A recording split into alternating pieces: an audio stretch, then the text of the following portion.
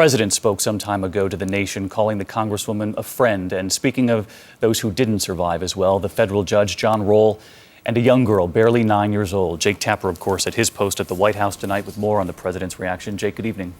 Good evening, David. That's right. President Obama was briefed about the tragedy at roughly 1:20 by his top counterterrorism advisor here at the White House, John Brennan, as well as Deputy Chief of Staff Jim Messina.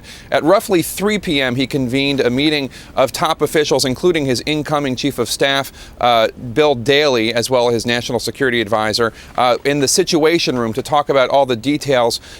Then after that, he also talked to many public officials, including the governor of Arizona on the phone, the Speaker of the House, the Democratic minority leader. And shortly after that, President Obama came before the cameras to deliver a message to the nation. What Americans do at times of tragedy is to come together and support each other. So at this time, I ask all Americans to join me and Michelle in keeping all the victims and their families, including Gabby, in our thoughts and prayers. We are going to get to the bottom of this, and we're going to get through this.